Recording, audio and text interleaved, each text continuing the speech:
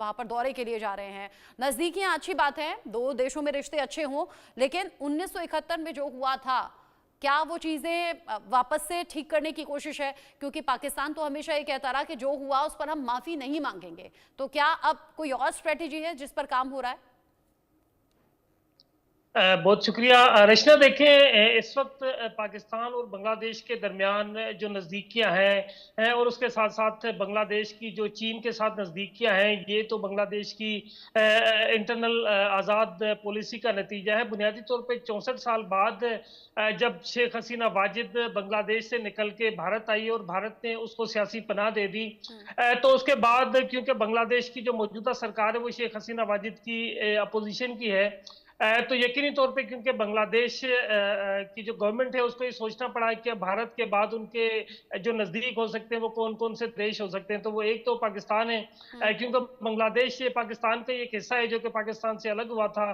और मेरा ख्याल है कि पाकिस्तान की जानिब से तो जो 64 साल पहले दिए गए थे जख्म थे, उस पर मरहम लगाने की कोशिश की जा रही है। जबकि बांग्लादेश की जो अवाम है उसके दरमियान और पाकिस्तान के दरमियान खास तौर पे शेख हसीना वाजिद के खानदान की वजह से जो दूरियां और नफरतें थी, उसको अब कम करके एक हालात को नॉर्मलाइज करने की कोशिश की जा रही। दूसरी जानब चाइना का जो रोल है, तो यकीनी तौर पे चाइना इस खित्ते की एक बड़ी इकोनॉमिकल ताकत है और चाइना की मदद से बांग्लादेश में कई तरक्याती काम हो सकते हैं। बहुत जगह पे चाइना की जानिब से बांग्लादेश को बेनिफिट दिया जा सकता है। तो मेरा ख्याल है कि मोहम्मद यूनुस की जानिब से इस वक्त जो पॉलिसियां बनाई गई हैं, ये हिंदुस्तान मुखालिफ पॉलिसियां नहीं बल्कि अपने देश के हवाले से कुछ आजाद लेकिन पॉलिसियां बांग्लादेश में तो जिसको लगातार चीजें खराब हो रही हैं, लोग सड़कों पर हैं, लोगों को बेवजह उठा लिया जाता है, मार दिया जाता है। आर्मी चीफ भी इस बात को लेकर मोहम्मद यूनुस को साफ कर चुके हैं कि हालात सुधारिए, ऐसा कभी नहीं देखा बांग्लादेश को। आप कह रहे हैं कि ये फैसले इसलिए हो रहे हैं ताकि बांग्लादेश बेहतर हो, बेहतर तो कहीं से नहीं हो रहा। देखिए, जिस तरह शेख हसीना वाजिद ने बांग्लादेश छोड़ के वो भारत में आके पना लिए और जिस तरह से शेख हसीना वाजिद की हुकूमत का तख्ता पलटा गया था और बांग्लादेश में जो नई सरकार आई है, तो यकीनी तौर पे वहां पर शेख हसीना वाजिद के कुछ हामी होंगे, कुछ उसके परस्तार होंगे जो कि वहां पे रह के हालात को बिगाड़ने की कोशिश करेंगे। तो यकीनी तौर पे बांग्लादेश सरकार उनके खिलाफ कार्रवाइयां करेगी और इस तरह की इंसर्जेंसी की सूरत में कुछ लोगों के खिलाफ कार्रवाई होना एक नॉर्मल बात है। लेकिन मुझे जो जिस पस मंजर में हम बात कर रहे हैं वो ये कि मुझे ऐसा नहीं लगता कि पाकिस्तान, चाइना और बांग्लादेश मिलकर कोई भारत के खिलाफ साजिश करे। मेरा ख्याल है कि ये एक दूसरे के साथ जो मामलात है उसको मजीद बेहतर करने की कोशिश कर रहे हैं। और इसाक डार की जानिब से अगर हम बात करें तो इसाक डार जो बांग्लादेश की विजिट कर रहे हैं, तो इसाक डार बुनियादी तौर पे फॉरेन एक्सपर्ट नहीं बल्कि इकोनॉमिकल एक्सपर्ट हैं। तो बांग्लादेश और पाकिस्तान के दरमियान जो इकोनॉमी के हालात हैं और बहुत सारे मामला ऐसे हैं जिसपे पाकिस्तान लेकिन जमीर बांग्लादेश अली की रेतो मदद कर जी, सकते हैं। पाकिस्तान में तो खुद आर्थिक हालात बिगड़े हुए हैं, अर्थव्यवस्था बेपटरी है, तो बांग्लादेश से बात करके क्या ठीक होगी भला? दूसरी बात है कि अभी बांग्लादेश तो जाना जाता था अपने विकास के लिए, खुद शहबाज शरीफ की तरफ से एग्जाम्पल दिया गया था कि देखिए बांग्लादेश कभी हमारा हिस्सा था, टूटकर अलग हुआ है, तो किस तरीके से ग्रोथ कर रहा है और हम लोग काफी पीछे हैं। ये पिछली बातें हुई, शेख हसीना के सरकार के वक्त की बातें रही, और जब से तख्ता पलट हुआ है, जब से हालात बदले हैं, लगातार बिगड़ रहे हैं। कई फैक्ट्रियां बंद हो गई हैं, लाखों लोग बेरोजगार हो गए हैं और स्थिति बड़ी भयावह है। तो भला कैसे चीजें सुधरेंगी?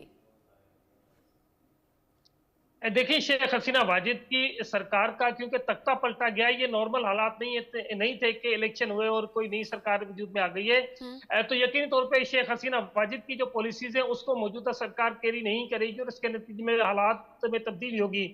लेकिन मुझे ऐसा लगता है कि शेख हसीना वाजिद की जानिब से जिस तरह तरक्की दी गई थी बांग्लादेश को, मौजूदा सरकार उससे कई गुना ज्यादा तरक्की दे सकती है बांग्लादेश को। क्योंकि शेख हसीना वाजिद के दौर में हमने देखा था कहीं ना कहीं एक मार्शल्ला का पहलू था कि एक ही सरकार थी, एक ही पार्टी थी, उसकी अपनी पॉलिसीज थी, अपने मुखालफिन को कुचलना।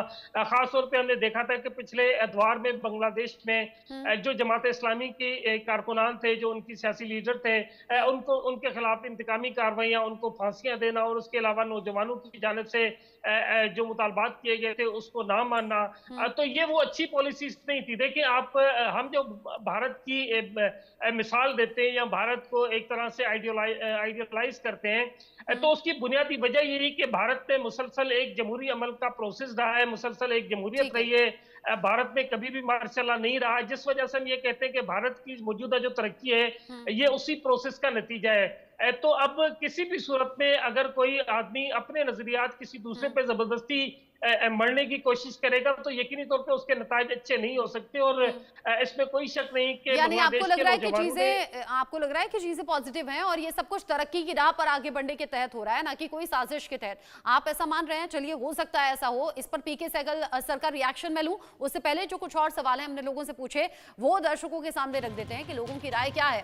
हमने जो तीसरा सवाल पूछा, हमने पूछा कि बांग्लादेश और पाकिस्तान की बढ़ती दोस्ती से भारत को क्या सचेत रहने की जरूरत है?